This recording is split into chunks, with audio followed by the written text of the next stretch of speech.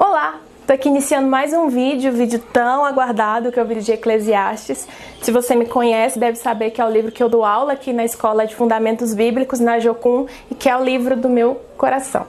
Então eu vou falar sobre esse livro hoje. Eu espero que no pouco tempo de vídeo que eu vou colocar aqui, eu tenha como passar as informações que eu acho mais importantes do livro.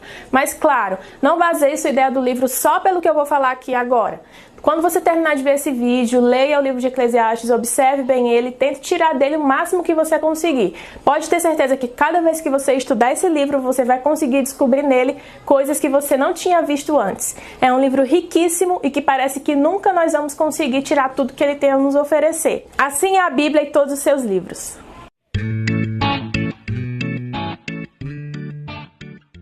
Se você está vendo esses vídeos pela primeira vez, aproveita para se inscrever aqui no canal para você ficar acompanhando sempre que eu colocar novos vídeos aqui. Toda semana eu vou estar trazendo algum estudo, algum comentário sobre algum tema, sobre algum livro da Bíblia. E se você quiser também, você pode colocar aqui embaixo nos comentários opções de temas ou de dúvidas que vocês tenham que eu possa trazer aqui nos vídeos, tá? Fica à vontade, compartilhe esses vídeos com seus amigos e continua aqui que agora a gente vai começar uma aula sobre Eclesiastes. Aqui na nossa escola, nós trabalhamos com alguns temas principais toda vez que nós vamos estudar os livros. Autoria, data, contexto histórico, ideia central, mensagem do texto, versículo-chave. Então essas são umas das ideias que a gente trabalha nos livros, que a gente estuda aqui na EFEB. Se você ainda não conhece a EFEB, eu vou deixar o link aqui para você. Você pode se inscrever nessa escola, fazer essa escola que tem a duração de 3 meses e que para mim é a melhor escola da Jocum. Mas voltando a falar de Eclesiastes, quem você acha que é o autor do livro? A gente cresce nesse meio de igreja, de escola bíblica, entendendo que quem escreveu Eclesiastes foi Salomão, não é isso? Então, mas se você for dar uma pesquisada, sobre esse livro, vários teólogos afirmam com toda certeza que é possível que Salomão não tenha escrito. Aliás, alguns dizem com certeza absoluta que não foi Salomão que escreveu. De jeito nenhum. O próprio Lutero desconfia dessa escrita, o próprio Lutero pergunta e se questiona se realmente foi Salomão e se esse livro deveria estar no cânon bíblico.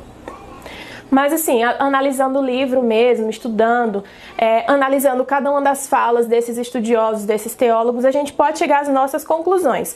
A minha humilde conclusão é que sim, foi Salomão quem escreveu. E a gente vai comentar sobre isso daqui a pouquinho. Já a data da escrita do livro, bom, se eu acredito que foi Salomão quem escreveu, a data vai ficar no período da vida de Salomão.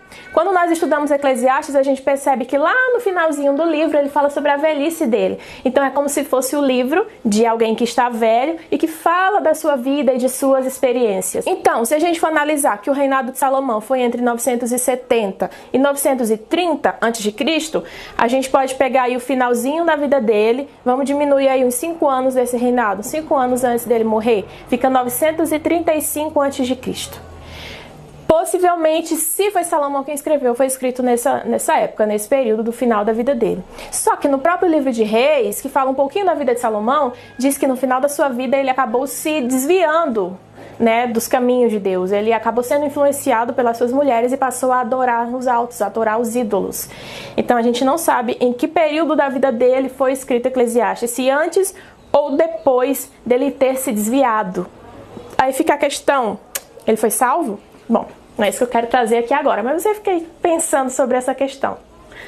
E qual foi o motivo dele ter escrito esse livro? Se foi Salomão quem escreveu, ele provavelmente escreveu por 2 principais motivos. Não os únicos, mas os principais. Um dos motivos era para ensinar sobre sabedoria para o seu filho que iria assumir o trono em seu lugar. Outro motivo é para ensinar para o povo sobre sabedoria, porque nessa cultura, quanto mais sábio o povo fosse, sinal de que o rei era um rei melhor. Então, um sinal de um rei bom é um povo sábio. O sinal de que um rei era sábio é que o seu povo também era sábio. Então Salomão, ele dividiu sua sabedoria não só com os seus filhos, mas também com todo aquele povo judeu que estava ali sendo liderado, por ele. Agora, que sabedoria é essa que Salomão adquiriu de Deus? Vocês já devem saber de toda a história. Salomão, quando era bem jovem, que ele foi assumir o trono, ele ficou inseguro Ele teve medo dessa responsabilidade gigantesca, ele se sentiu imaturo para aquela situação, para aquela responsabilidade. Então, num sonho, Deus ofereceu a ele algo que ele quisesse. Ele podia pedir o que ele queria, que Deus dava. E aí ele foi sábio, né? Antes mesmo de receber aquela sabedoria, ele já foi sábio ali naquele momento, e ele pediu a Deus que Deus desse a ele sabedoria, entendimento. Mas foi uma sabedoria bem específica. É uma sabedoria para julgar, para administrar. Foi uma sabedoria bem política. Não é esse tipo de sabedoria que a gente costuma falar hoje em dia. A sabedoria que Salomão pediu foi uma sabedoria bem específica para um rei, para alguém que iria administrar, para alguém que iria julgar. Essa foi a sabedoria que ele pediu.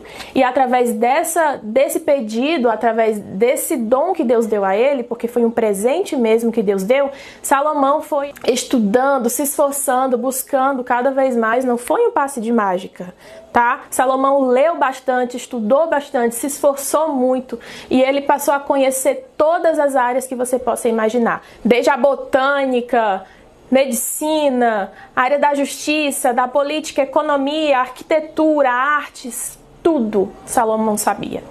Então ele foi agraciado mesmo por Deus. Deus deu essa facilidade a ele para que ele pudesse aprender, e ao aprender isso ele também passou isso para as outras pessoas, através dos seus provérbios, dos seus cânticos, dos seus livros de sabedoria.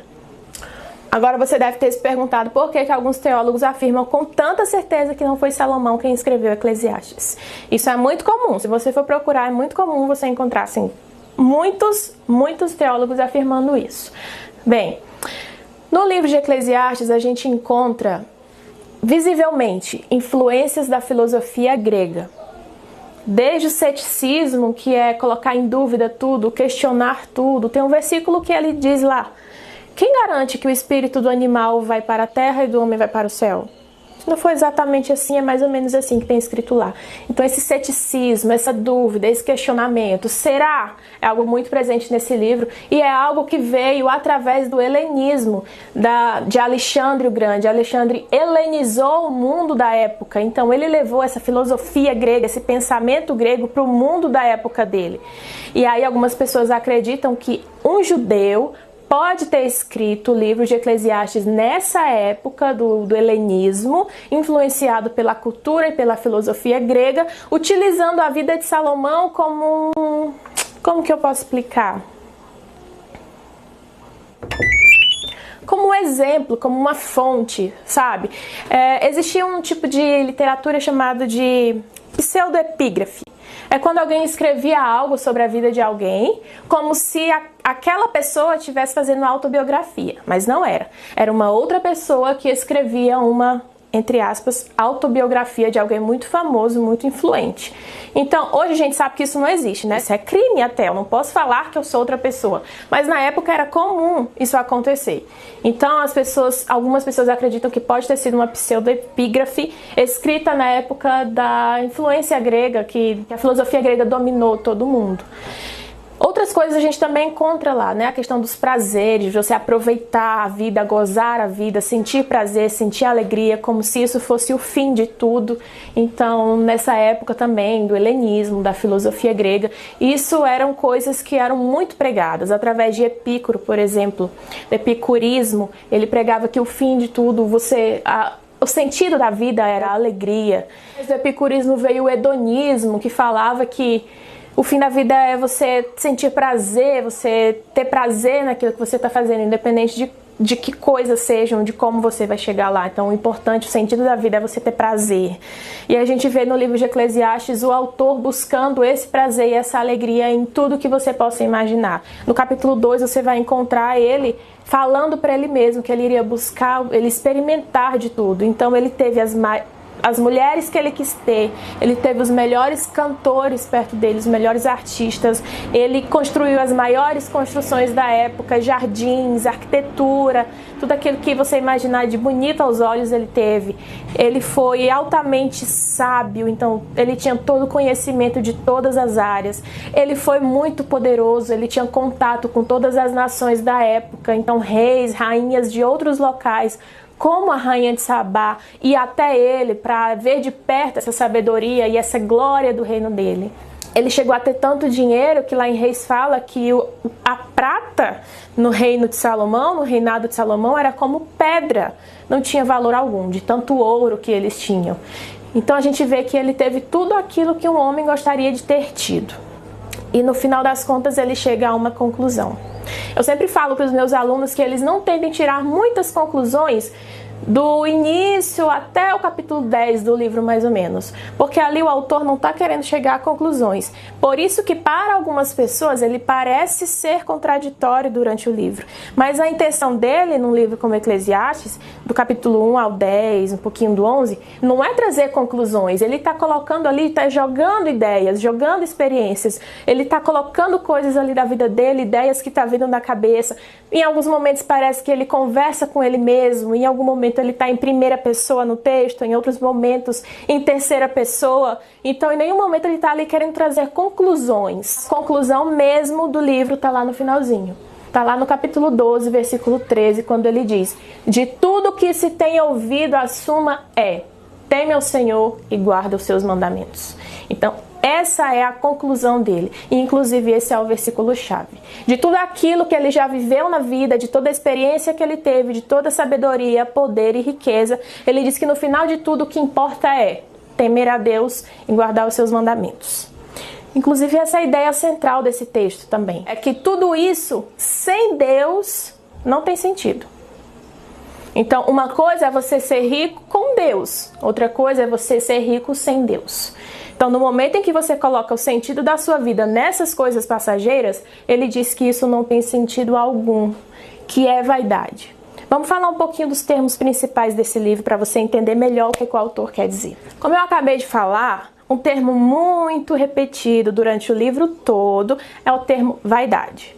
Esse termo vem da palavra rebel ou revel, que significa sopro, passageiro, rápido, que se esvai.